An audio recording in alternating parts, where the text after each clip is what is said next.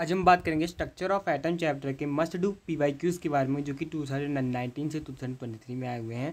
पहला क्वेश्चन है नीट 2023 का, द रिलेशन बिटवीन NM, जो कि होता है number of permissible values for magnetic quantum number, यानी कि जो मैग्नेटिक क्वांटम नंबर है उसकी कितनी वैल्यूज़ हो सकती हैं, और एक वैल्यू के लिए जो कि आपका है एजीमुथल क्वांटम नंबर L, उसके लिए दोस्तों क्या आपकी इक्वेशन होती है। तो दोस्तों आप जानते हैं कि जो NM होता है वो आपका 2L+1 होता है।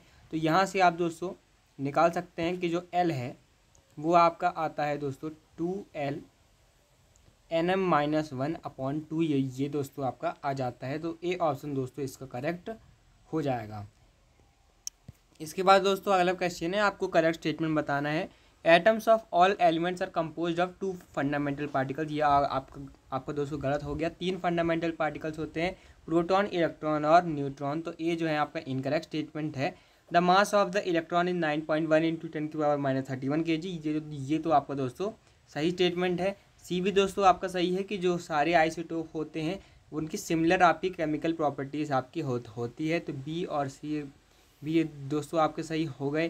Protons and electrons are collectively known as nucleons. ये दोस्तों आपका गलत हो जाएगा, क्योंकि प्रोटॉन और न्यूट्रॉन आपके न्यूक्लियन होते हैं, इलेक्ट्रॉन तो न्यूक्लियस के आपके बाहर होते हैं। बी और सी हो जाएगा आपका करेक्ट।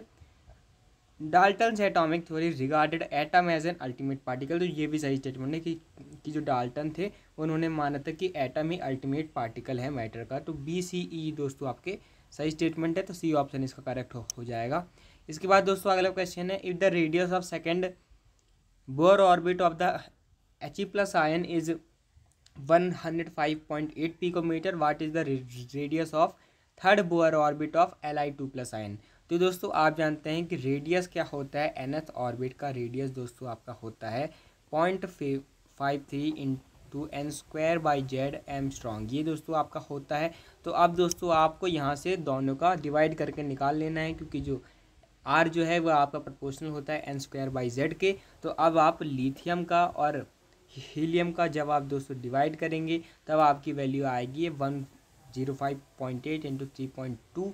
तो ये दोस्तों आपका आ जाएगा 158.7 पिकोमीटर। तो दोस्तों इसका दोस्तों सही आंसर आपका हो जाएगा, सी ऑप्शन आपका करेक्ट हो जाएगा।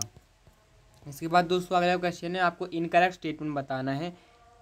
इन से all the 5D orbitals are different in size when compared to their respective 4D orbital. तो ये तो दोस्तों आपका ट्रू स्टेटमेंट है, क्योंकि जो 5D ऑर्बिटल है वो आपके और 4D ऑर्बिटल से डिफरेंट इन साइज होती हैं। अगला है, all the 5 4D orbitals have similar to the respective 3D orbitals. ये भी दोस्तों आपका ट्रू स्टेटमेंट है कि जो 4D ऑर्बिटल है उनका सेम होता है 3D ऑर्बिटल से। In an atom all the 5 3D orbitals are equal in energy in free state. ये भी दोस्तों आपका दोस्तों सही स्टेटमेंट है, आपको बताना है इनकरेक्ट। अगला दोस्तों दिया गया है, the shapes of dx dy and dzx are orbitals are similar to each other and dx² - y² and dz² are similar to each other. ये दोस्तों आपका गलत स्टेटमेंट है, क्योंकि ये दो हैं सिमिलर आपके नहीं होते हैं। डी ऑप्शन आपका करेक्ट हो जाएगा। दोस्तों यहाँ पर देख भी सकते हैं कि जो dx² - y² है और dz² है उनका शेप दोस्तों आपका अलग अलग होता है। तो इसीलिए दोस्तों ये आपका ये डी ऑप्शन करेक्ट आपका हो जाएगा। इसके बाद दोस्तों अगला क्वेश्चन है, आपको मैच करना है क्वांटम नंबर और ऑर्बिटल से। तो n = 2 एंड L = 1। तो दोस्तों आपको L की वैल्यूज़ ध्यान रखनी है। अगर S है तो वो 0 होता है, P में आपका 1 होता है, D में आपका 2 होता है और F में आपका 3 होता है। तो N अगर ये आपका 2 है और L 1 है तो आपका ये होगा 2P। तो इसका दोस्तों आंसर हो जाएगा 3। तो अब ये जो है इनको आप हटा सकते हैं। n = 3 and L = 2। L = 2 में आपका आएगा D, तो आपका आएगा 3D। तो B का आपका 4 आपका हो जाएगा, A का 3, B का 4 हो जाएगा। n = 3 एंड L = 0, यानी कि L अगर आपका दोस्तों 0 है तो ये जो है आपका S हो जाएगा 3S। तो आपका ये C का 2 हो जाएगा। तो ये ऑप्शन आपका करेक्ट हो जाएगा। n = 2 है और L 0 है तो आपका ये 2S हो जाएगा। तो ए ऑप्शन इसका करेक्ट हो जाएगा। इसके बाद दोस्तों अगला क्वेश्चन है, when electromagnetic radiation of wavelength 300 nanometre falls on the surface of a metal, electrons are emitted with kinetic energy of 1.68 into 10 की पावर 5 जूल पर मोल. What is the minimum energy removed to remove an electron from metal? तो ये दोस्तों आपको work function यहाँ पर पूछा हुआ है नीट 2022 में. तो दोस्तों आप जानते हैं एनर्जी ऑफ वन फोटोन क्या होती है, hc/λ होती है. एक मोल फोटोन के लिए दोस्तों हम एवोगैड्रो नंबर से मल्टीप्लाई कर देंगे hc/λ टू Na. तो इसको दोस्तों आप जब वैल्यूज रख के आप जब सिंप्लीफाई करेंगे तो ये आपका 3.99 इंटू 10 की पावर 5 जूल पर मोल. और काइनेटिक एनर्जी आपको दी हुई है 1.68 इंटू 10 की पावर 5.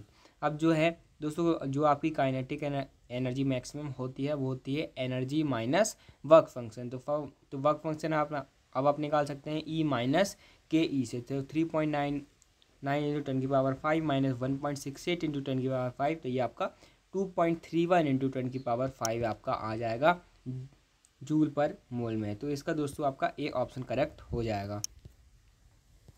इसके बाद दोस्तों अगला क्वेश्चन है, a particular station of all India radio new Delhi broadcast a frequency of 1368 kilohertz. The wavelength of the electromagnetic radiation emitted by the transmitter is.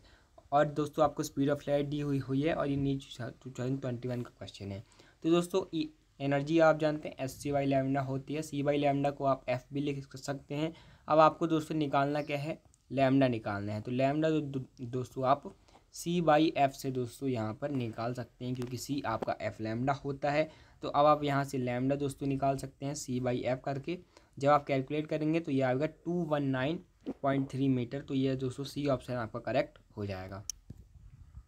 इसके बाद दोस्तों अगला क्वेश्चन है, from the following pairs of ion which one is not an आइजो electronic pair. आइजो electronic pair दोस्तों आपका कौन सा नहीं है, Fe2+ और Mn2+. Fe जो है दोस्तों आपका 26 इसका एटॉमिक नंबर होता है, Mn का 25 होता है. तो Fe2+ जब आप करेंगे तो ये दोस्तों आपका 24 इलेक्ट्रॉन्स हो जाएंगे, लेकिन Mn2+ जब आप करेंगे तो 23 हो जाएंगे. तो इनका इलेक्ट्रॉन सेम नहीं है, तो ये दोस्तों आपका आइजो इलेक्ट्रॉनिक नहीं होगा. O2- और F- ये तो दोस्तों आपका आइजो इलेक्ट्रॉनिक हो जाएगा क्योंकि ऑक्सीजन आप जानते हैं O2- आप करेंगे तो 8+2 हो जाएगा.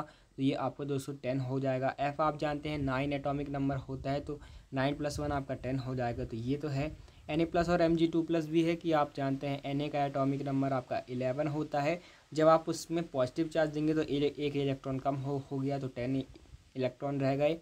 Mg2+ की बात करें तो Mg2+ दोस्तों Mg होते हैं आपके 12 इलेक्ट्रॉन, लेकिन जब आप उससे 2 इलेक्ट्रॉन निकाल लेंगे तो 10 बचेंगे. तो ये 10 और 10 ये भी सेम हो गए. Mn2+ दोस्तों 25 में से जब आप 2 हटा देंगे तो 23 हो जाएगा, और 26 में से जब आप 3 हटा देंगे तो वो भी 23 हो जाएगा. ये आइजो इलेक्ट्रॉनिक हो गया. ये दोस्तों आपका आइजो इलेक्ट्रॉनिक नहीं है, तो ये आपका सही आंसर हो जाएगा. आप यहाँ पर देख भी सकते हैं सेम नंबर ऑफ इलेक्ट्रॉन होते हैं, लेकिन Fe2+ और Mn2+ में नहीं है, तो इसीलिए ये जो है आपका सही आंसर हो जाएगा. इसके बाद दोस्तों अगला क्वेश्चन है, 4D 5F 5P 5F and 6P आपको दिए गए हैं. आपको बताना है डिक्रीजिंग एनर्जी में इनका क्या होगा. तो दोस्तों यहाँ पर हम फॉलो करते हैं N+L रूल. दोस्तों हम यहाँ पर फॉलो करते हैं. तो अब दोस्तों सबसे पहले हम 4D का निकालते हैं. L दोस्तों आप जानते हैं S के लिए 0 होता है, P के लिए आपका 1 होता है, D के लिए 2 होता है, F के लिए 3 होता है. तो अब आप 4D के लिए करेंगे तो D के लिए L आपका 2 है, तो ये आपका दोस्तों आएगा 6. 5P के लिए करेंगे तो 5 + P आपका 1 है, तो ये भी आपका आएगा 6. 5F के लिए करेंगे तो आपका ये हो जाएगा 5 + F3, तो ये आपका दोस्तों आएगा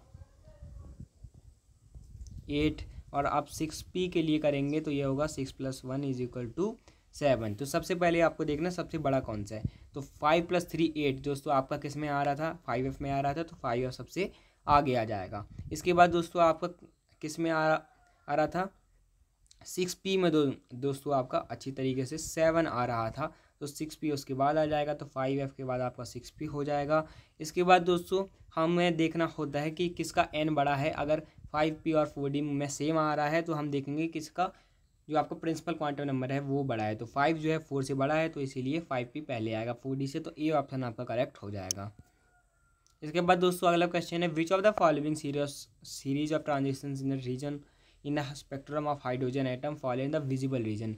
विजिबल रीजन दोस्तों आपकी आती हैं बाल्मर सीरीज़, लाइमन सीरीज़ दोस्तों आपकी यूवी रीजन में आती हैं, पास्टियन और ब्रैकेट आपकी इंफ्रारेड रीजन में आती हैं। तो ये आपको ध्यान रखना है। अगर दोस्तों आपको वीडियो अच्छी लगी तो चैनल को जरूर सब्सक्राइब कीजिएगा।